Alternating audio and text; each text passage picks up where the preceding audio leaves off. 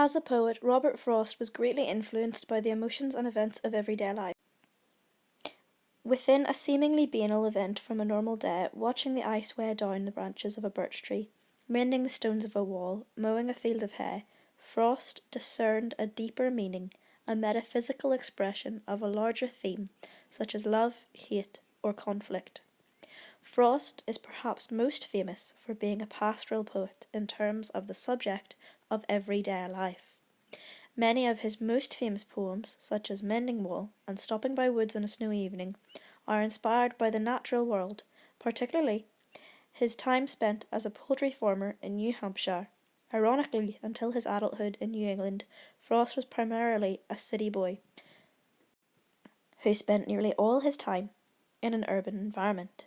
It is possibly because of his late introduction to the rural side of New England that Frost became so intrigued by the natural world. After the publication of his collected poems in 1930, Frost clarified his interest in the pastoral world as a subject for his poetry, writing, "Poetry is more often of the country than the city. Poetry is very, very rural, rustic. It might be taken as a symbol of man, taking its rise from individuality and seclusion, written first for the person that writes, and then going out into its social appeal and use." Yet Frost does not limit himself to expressing the pastoral only in terms of beauty and peace, as in traditional sense. Instead, he also chooses to emphasize the harsh conflicts of the natural world, the clash between urban and rural lifestyles, the unfettered emotions and struggles inherent in rural life, even the sense of loss and simultaneous growth that accompanies the changing of the seasons. Frost's poetry is also significant because of the amount of autobiographical material that it contains. Frost was not a happy man. He suffered from serious bouts of depression and anxiety throughout his life, and was never convinced that his poetry was truly worthwhile, as evidenced by his obsessive desire to receive a Nobel Prize. He suffered through the untimely deaths of his father, mother, and sister, as well as 4 of his 6 children and his beloved wife, all of which contributed to the melancholic mentality that appears in much of Frost's work. The raw emotion and sense of loss that pervades Frost's poetry is particularly clear because of his straightforward verse style. Although he worked within some traditional poetic forms, usually iambic metre, he was also flexible and changed the requirements of the form if it conflicted with the expression of a particular line. Yet, even as he was willing to utilize the basic conventions of some poetic forms, Frost refused to sacrifice the clarity of his poetry. With that in mind, he was particularly interested in what he called the sound of sense, a poetic belief system in which the sound of the poetry, rhythm, rhyme, syllables, is as important to the overall work as the actual words. Therefore, in poems such as Mowing and Stopping by Woods on a Snowy Evening, Frost's use of particular words and rhythmic structure creates an oral sense of the mood and subject of the piece, even as the words outline the narrative.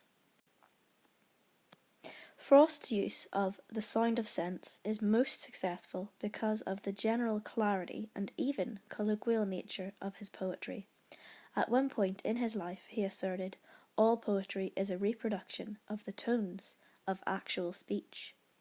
Although this quotation is perhaps a generalization of Frost's poetic style, it does speak to the accessibility and simplicity that has made Frost's poetry so appealing to so many readers for decades.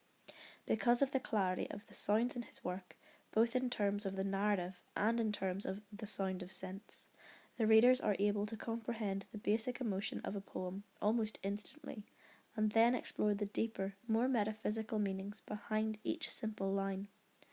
During his beginnings as a poet, Frost was often criticized for using such a colloquial tone in his poetry.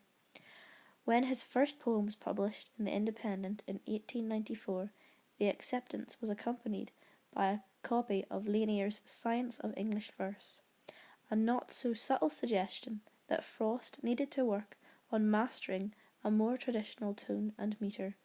Even after his success as a poet was assured, Frost was still censured by some for writing seemingly simplistic poetry, works that were not reminiscent of high art.